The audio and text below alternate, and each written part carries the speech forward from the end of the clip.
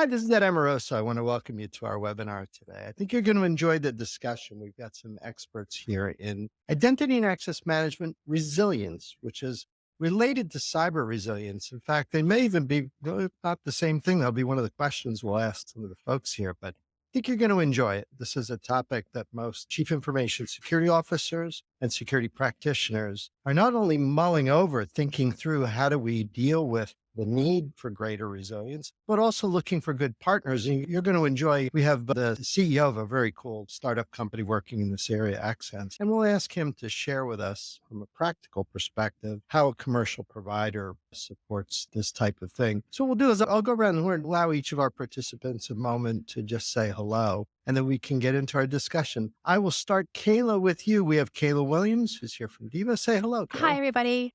As Ed mentioned, I'm Kayla Williams, the CISO of Devo Technology, the security data analytics company. Thank you for having me today. And you look very official with that microphone. I think you look like you're the most prepared for our webinar today. So Great. thanks for joining. It'll be fun to hear your perspective. Next, I'm going to go to Moriah Hara, who also has been and continues to work as the CISO. She's amazing. She's our famous participant here. So Moriah, tell us a little bit about yourself. Thank you, Ed. You're very kind. Been a practitioner for about 25 years, a three-time CISO, places like BMO Financial Group and Wells Fargo.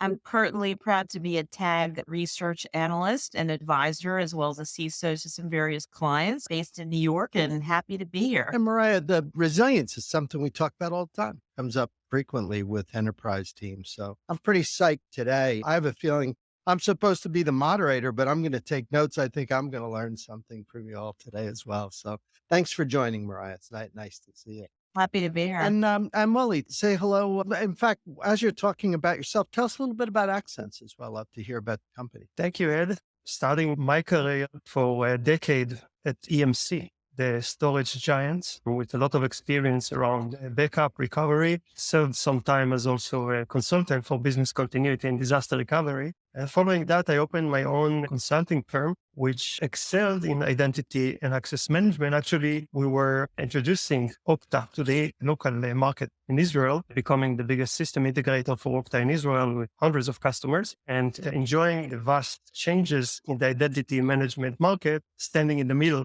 of it. I was the CTO of the company and it was a great time doing that. While in 2021, we've decided that having a SaaS solution, which is such a critical and a single point of failure, actually, from an organizational point of view, it needs to have a more robust, resilient solution around that. You know how frustrating it is when you can't access the tools that you need at the middle of the day because of some hiccups on your identity management system. Well, that's exactly where Accsense comes in. We take this vulnerable spot where identity and access management and tough it up, makes it resilient, makes it more agile to act in cases where any, let's say, error, misconfiguration, misuse, or even cyber attack caused a configuration change in the system, which actually halted the business. So think of automated continuous backups or single or one-click recovery, or even a failover from tenant to tenant in case of a full disaster or ransom. And this is what we do. Is avoidance of disruption sort of the essence of what we mean when we say resilience? And in the context of IAM, the disrupting, avoiding any kind of disruption. Do I have the right word there, or is there maybe a deeper concept to resilience? We like to think about it as disaster readiness rather than avoidance, because you probably can't avoid disaster. It will happen, that's life. And there are a lot of measures that companies taking in order to avoid of doing that. Nevertheless, it happens.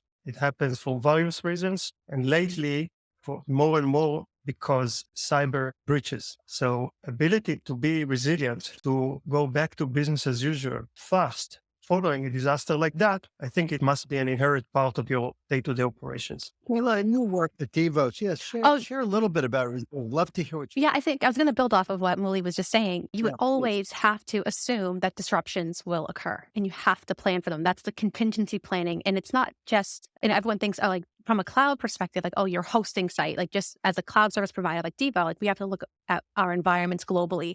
But to Muli's point, we have to think about our IAM processes as well. What impact will that have on the company, on your customers, on any third parties that you may be relying on that use those same mechanisms as well? So you have to think and plan for those disruptions and those different upstream and downstream dependencies. and then try to reduce the dependencies and complexities and the single points of failures as much as you possibly can in order to do exactly what Muli was discussing, going from a disaster to recovery like that. And that's really where the technology and the plan you have comes into play. Kayla, do you see the root cause of these things being malicious or innocent misconfiguration, or maybe a combination of all the above? What have you found led to these, to your point, inevitable disruptions that one has to deal with? It's a combination of both today. Combination. Absolutely. It is the cyber attacks that are coming in that are more and more frequent every day. We see it in the news, impacting companies of various sizes and many regions all over the world, but also the misconfigurations due to people not knowing how to use their tools, not knowing what their dependencies are and making a change that then impacts some part of their workflow and then not being able to operationalize very quickly. And it leads to that downtime, whether it's a security incident or an operational one. It doesn't matter to your customers or your market, you're down. So the ability to pivot and to pick up where Muli mentioned the backups and that recovery piece is going to be critical to your response efforts. Yeah, that makes sense. Moriah, I'm going to ask you to think like a bad actor now. I know you're a nice person, but now get real malicious. Do you think IAM is a pretty attractive target? I know there's a zillion targets you can go after, but I mean, you've worked in environments where IAM is critical. Why is it a good target for a hacker or a bad actor to go after? Well, really, because the whole zero trust model is based on an identity-driven security framework. So basically, when we say zero trust, instead of VPNing in everything, you have access to everything and you're a secure user, you are now having to be continuously authenticated, whether it's you, whether it's your device, and not just one time, but throughout the process when you're logging into a platform. So identity is sort of the architecture that we're leading in terms of how to get access to data that we're all talking about protecting. So, and we're seeing it, right? So we saw Okta, they had a string of attacks and it had impact on a lot of its customers. There was high profile attacks on 2 Las Vegas casinos, and it caused substantial disruption, especially on Beyond Trust and Cloudflare, which had impact. So there was a cascading effect. So if you could get to the identity infrastructure, both from the perspective of either for ransomware or from a nation state perspective, getting access to really sensitive information, that's kind of where the crown jewels are today. And I think to validate that, yesterday, the president issued an executive order, and that was specifically around the need to protect Americans' personal sensitive information. It included biometric data and geolocation data. And it talked about 2 things. It recognized the fact that data brokers are buying and reselling a lot of information about people, but it also highlighted that people's data, especially with the OPM breach, where the database of the background checks on very highly sensitive government personnel was stolen by the Chinese, they're realizing that data around the identity of people and access through identity systems are very high value targets to nation states as well. So I think the identity driven attacks are going to continue to happen. I mean, that zero trust concept comes up all the time now. It's that familiar thing. We went from perimeter to zero trust. I think that's the whole point. Like, to the degree that you, in the past, might have been concerned about access into your enterprise through a DMZ or perimeter, and that had to be up. Now the front door, I guess, is identity, isn't it? You go after that. I guess in a sense, you can shut the whole place down, right? Yeah, I mean, if you can get to Okta, we also saw with Microsoft. I mean, a lot of their authentication systems getting to email was targeted as well. So instead of breaking through the firewall in the old days, or even through phishing attacks, trying to access the internal environment, if you can disrupt your identity infrastructure, which we've seen is possible. Right. I mean, I think most of us thought Okta is pretty heavily used, and most of us thought that it was an extremely trusted product. But as we've seen with that, as well as with password managers that have been breached multiple times, nothing cannot be attacked, and therefore resilience and double downing on resilience. What I'm saying is, especially customers who've been hit by ransomware, which I think is now 1 in 4, they're doing resilience exercises every single quarter, not just once a year. And I think as the regulation is starting to catch up around the zero trust architecture, we're going to see even more regulation around resilience around IAM infrastructure, because they're realizing that the attacks are growing. Muli, as Kayla and Moriah described the problem, I'm trying to think, how would you solve something like this? Like, do you run parallel systems? Do you do backup? Tell us what you guys do at Accsense. Strategically, how does the technology work? How did you guys approach the problem? So we actually thought about two main use cases when we addressed the problem. One of them was misconfiguration, which can also create influence on the system immediately or just open a backup to your system. And the second use case was a nightmare that I had that my super admin at Okta would be breached. And it happened when I just worked on a customer environment and I got an MFA being kicked out and I didn't know who did it. And apparently it was me. But I said, hey, if I thought twice and I'm an expert in Okta and that's my day job, and I'm thinking about it and dreaming about it at night, so somebody can just click this MFA request and don't even understand what happened in the background, which is actually opening the gates to, as how Moriah said, the keys to the kingdom. And I knew that as an Okta practitioner, in less than 5 minutes, I can demote all the rest of the super admins and just getting full control over the system. And when you think about an attacker having a full control over your identity management system, or whether it's Okta or Azure or whatever you have being identity, that's a real nightmare. And when digging a bit further to that, I understood that for various reasons, the vendor can't really help you legally break into that system. They don't have a break glass capabilities for their own reasons, and that's a big problem. This is a place where you face to no options at all. So you're standing in front of a ransomed system with no options. And I said, we need to get out of that somehow. We need to bring a solution for that. Actually, we started with providing what we call disaster recovery solution for Okta, which actually allows a customer to onboard a second tenant and replicate the data, including full sync between those two tenants, providing a secondary live tenant waiting for a disaster. It's a standby tenant, as opposed to existing disaster recovery solution, which are on the platform layer. Let's say if you have an AWS region and moving this to another region due to malfunction of the infrastructure. In this case, our disaster recovery solution is upon the data layer, meaning if you, customer, made a mistake, if you deleted your entire tenant, if somebody breached in your tenant using your password legitimately, kicking you out, so hey, you have a solution, failover to the second one, and we have a procedure on how to do that also. So that was how we started dealing with this problem. And then we grinded a lot with customers in order to understand better how sensitive they are, how far do they think that they can go with doing that. There are aspects which are manual there, aspects that are automatic. But I think that as a strategic solution, you have an option now. You can decide on doing a failover. One of the things I loved the most about the platform when you first showed me is it's so common sense. Like, there's no magic. Replication, sync, those are basic primitives in engineering. I think it's a very sensible approach. We'll come back to the platform in a moment. Kayla, you have the unfortunate job of being a CISO. I'm just joking. It's a tough job these days. Hazardous. You said it, not me. I'll say it.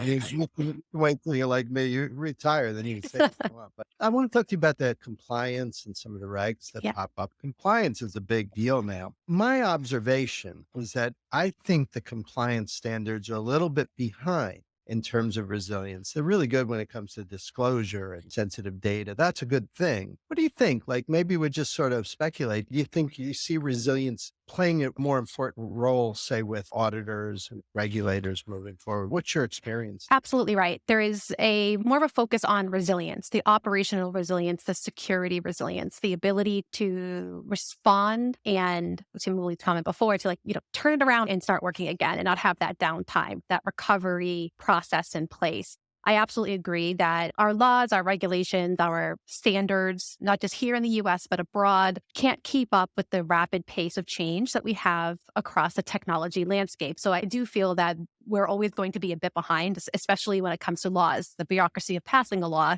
just in the United States alone. By the time you actually get a bill and for passage, it's years later, right? So we're always going to kind of be behind the 8 ball on things like that. But one trend that I've started to notice, because I have the luxury, I would say, right now of being in the middle of a FedRAMP significant change, 2 SOC 2 audits and other work today, What do you think here on the web? Very, Back at this working is on very, that. this is a very important topic, and this proves it, right? I think there is a lack of an understanding of what actually makes up an IAM ecosystem. What are the pillars of IAM? So it's not just identity, data management, and the identity management and access governance, but it's also PAM, privilege access management, authentication, authorization, directories, data governance and protection, which then bleeds more into the rest of your ecosystem. As we mentioned previously, the upstream and downstreams. So that impact that was mentioned both by Moriah and Muli of the cyber attacks, the human error, the operational hiccups, if you will, have a far larger impact over the entire company, organization that's impacted. It can be very disruptive. So you have to start to think about those contingency plans and to have that recovery strategy cover all of it, because one mistake, one incident can have disastrous results for you. And technologies, as Muli mentioned, as a CISO, I'm very worried about what that will do to my organization. And having a tool like Accsense would be so pivotal to that recoverability and maintaining business operations and continuity.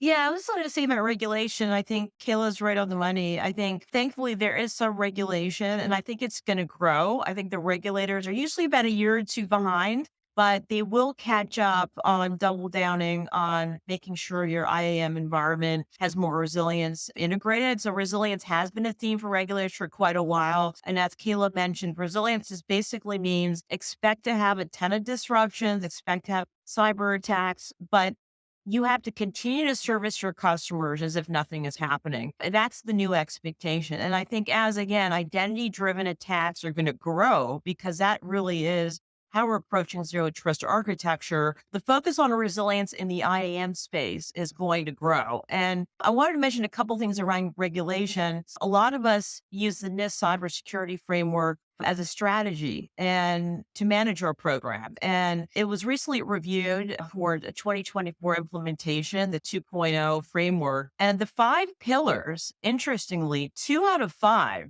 mention resilience in it. The first one is defend critical infrastructure.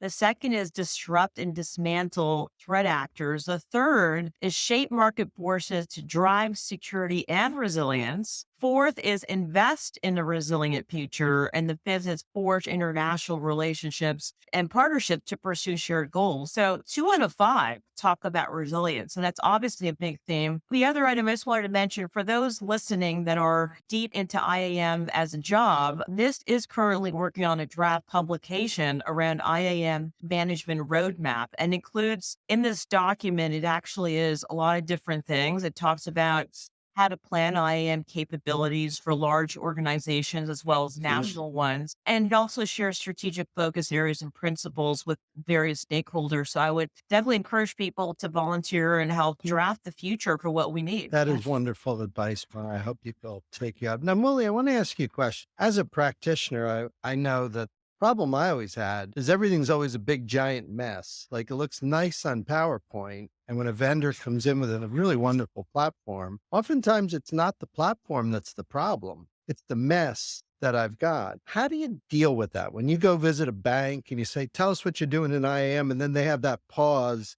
and they say, where do I start? And start describing all this crazy stuff that's all over. Do you divide and conquer? Do you do a little piece? Do you make them clean it up first? Again, what's kind of the approach that you take? And I'm guessing that's common. Like I'm going to guess 9 out of 10 don't have this perfect infrastructure or deployment with Okta or something, which is a piece of cake. Let's just roll it out. What do you do when somebody's got a mess? I think it's the common state. Show me one that is organized. Kayla said around IAM is much more robust than access management. And on top of access management, governance, and privileged access management, we have today workflows, which are trying to sort out the mess that you were speaking about, but makes a longer tail of the mess behind themselves. We see a lot of automation being done on top of these systems, especially to solve the onboarding, offboarding problems that organizations face, which are also becoming a top vector for attackers lately. So the approach that we try to take is a bit more broader. The amount of systems that actually make changes into the central identity and access management system is growing. A lot of vendors are either reading or writing into the system. So we decided to treat it as a whole and to take the system status as a starting point for our platform. So we don't count the changes. We just take everything all the time. And our robust platform allows you to have a good visibility to any point in time and to actually see the differences with the system had gotten through the layers, but into the timeline that you need in order to investigate what happened. On top of that, you can also add your posture alerting, which is something that is evolving. So I think that getting into quickly onboarding a customer, regardless of the mess he has, sucking the data into an external vendor so he will be compliant with backup methodology. 3-2-1 means that you need to have 3 copies in 2 different places, and one of them is immutable. So that's very important. A mechanism, our platform, being an backup experts, that's something that is inherent within the system. As the IAM system evolves, as they always change, right? What's the best way for making sure that things are updated and you stay in sync with changes that they're making? I'm guessing that must require some tech to do that. Well, SaaS as a whole, it's a walled garden problem. Everybody wants to maintain the data because that's the value. The money is in the data and nobody wants to share it. So, and being a backup system, you need to extract the data outside. So that is a major part of our work. Luckily for us, identity and access management systems are highly regulated and must have a very good auditing system and logging system, which is the vector that we use in order to extract the data from them and have both very granular, but also very precise information about the systems. That's the way to provide a 24/7, 365 days a year accurate data for the customer. I think that that's a sensible strategy. I think that results in a platform that probably depend on. That's good. Yeah. And then from the practitioner side, which Muli, I will say this year is 366. Today is a leap day. So that's good. Don't forget the extra day. From the practitioner side, getting back to the basics and knowing what your inventory looks like, what assets do you have, whether it's hardware or software, people, having your configuration set up and knowing what your environment actually looks like, access control management, audit log management, which, was mentioned by Muli as well, like having all of these basic security hygiene things under control, which, let's be honest, we've been, as practitioners, the security industry as a whole has kind of failed at the basics for a very long time. But we all continue to fight the good fight and try. In the cloud, it's harder where things spin up and spin down constantly, but having some sort of grasp on what that looks like will then make it easier to manage because you can't manage what you don't know. You can't protect what you don't know. And from an IAM perspective, all those complexities and dependencies mentioned previously, including APIs, which tend to be forgotten about, having that understood will set you up for a success in that area and be able to utilize tools such as Accsense. It won't be perfect, never is, but it's a place to start, and it's better to start with something than nothing. Yeah. And I want to add to that. And I think 10 years ago, I know you were practicing CISO at AT&T. I think respond and recovery, the 2 last pillars of NIST, was something that we didn't, as CISOs, spend a lot of time. We were really spending a lot of time in identifying, detect, and detect. And I think that has to change. And what I mean by that is companies can't just have a paper exercise in regards to tabletop recovery once a year that is owned by the recovery group. You have to do it. You have to do much more live simulations much more often, because what I've been saying is there could be hardware issues that disrupt a recovery function that you didn't expect. If you're having a ransomware issue or there's an attacker inside your system, your recovery copy might be corrupted. Another example where the key to recover encrypted data was locked up. So there's a lot of things that can go wrong. So besides doing the foundations that Kayla, I cannot overstate how correct she is, because we're talking about a lot of sophisticated stuff. Let's just do the basics. You got to practice it live. And I think Muli even mentioned MFA push authentication methods are not very secure because there have been a lot of MFA bombing attacks that can override those kind of mechanisms. So have you reviewed your MFA practices? And are they secure enough for the current threats that are able to overcome them? You're pulling me out as a product to the stuff that I was used to do, which is consulting.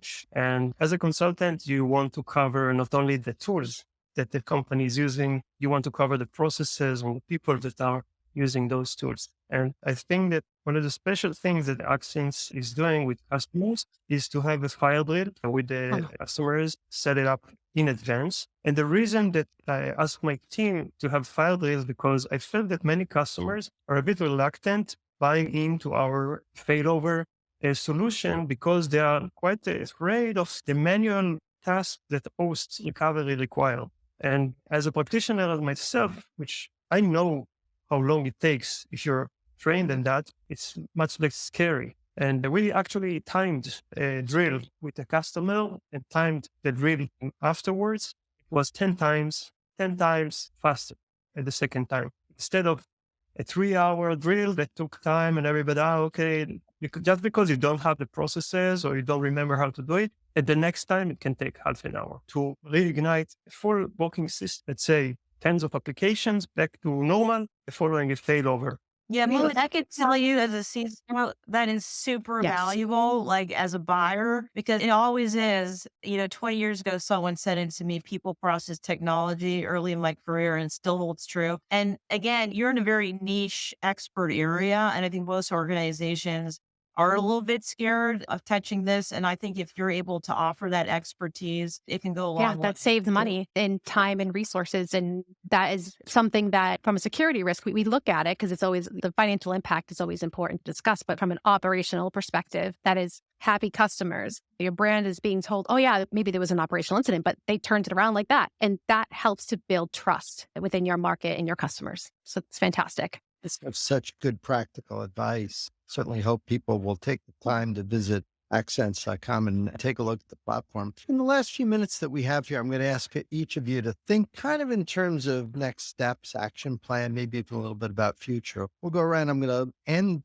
Muli with you because I want you to give people some guidance on the next step platform. But Kayla, for people who are watching, what's the action they should take based on our discussion here? Should they go back and maybe review plans? What would be your advice? Yeah, I would say go back to basics. Bring in your stakeholders so you have all your assets identified. Do you know where they are?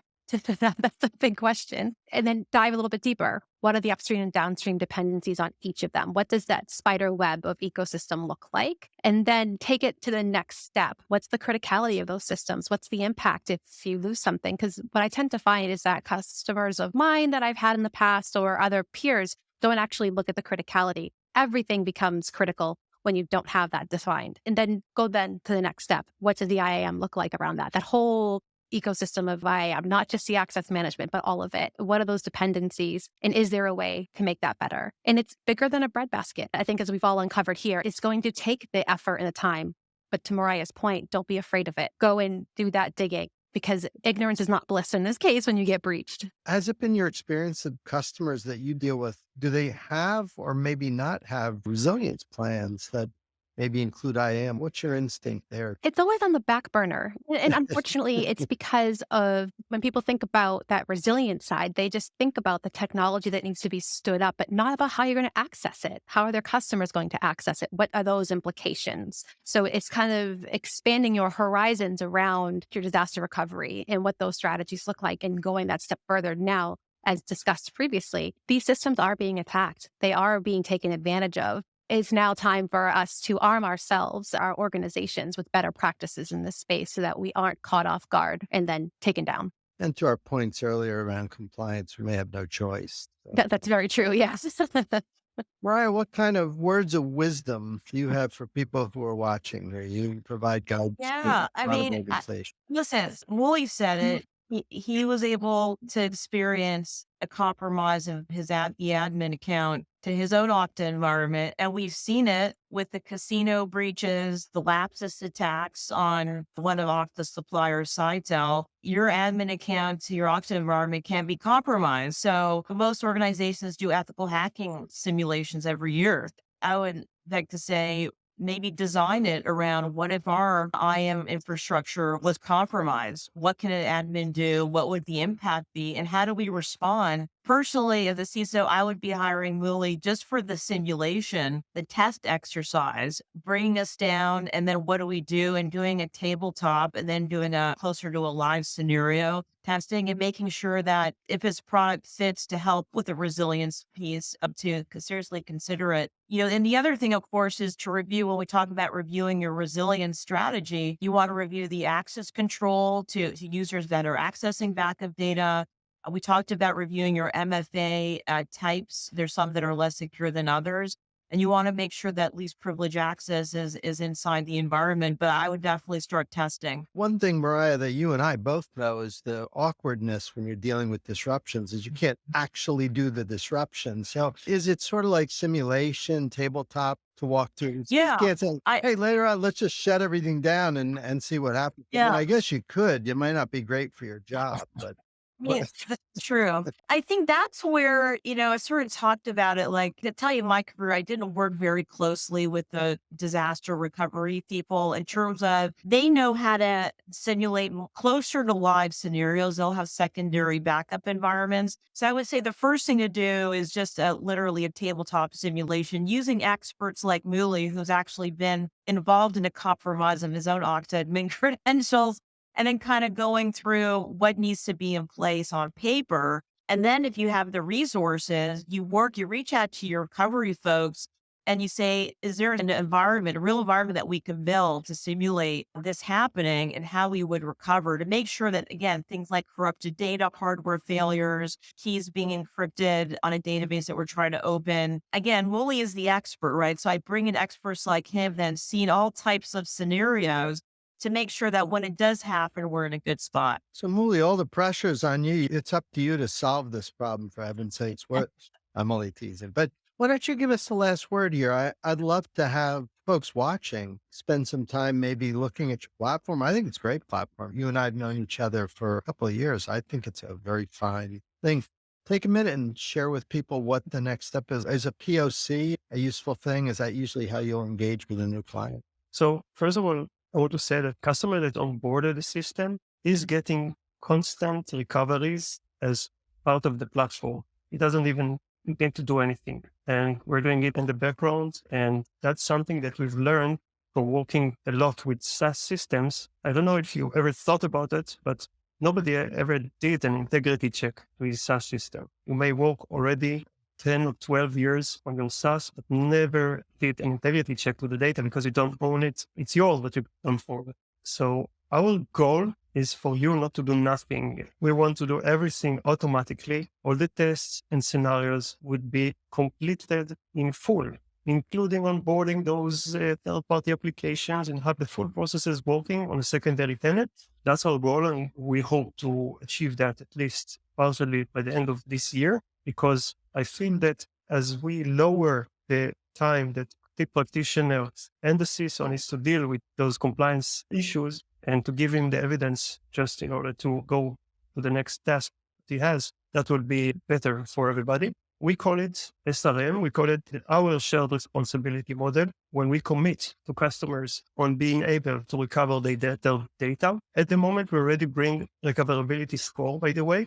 So once we scan your system for the first time, we can tell you if it's recoverable by API. Might be recoverable by manually, but not by API. And we found the different anomalies while doing so. But the next step would be going further and not only stop at the recovery spot, but going further to the actual changes that you're doing in the system and making manual changes into this critical system be as low as possible and hands off from the system. You don't need to touch it. Nobody needs to get into that system. You can do everything from behind the scene and get whatever Moriah said, all those postal changes, all those risky configurations, and what Kayla said, that you have a lot of interconnecting systems working with and are affected downstream from identity and access management, and both upstream, by the way. So having a resilient end-to-end holistic solution with a click of a button being able to either recover from a small mistake happens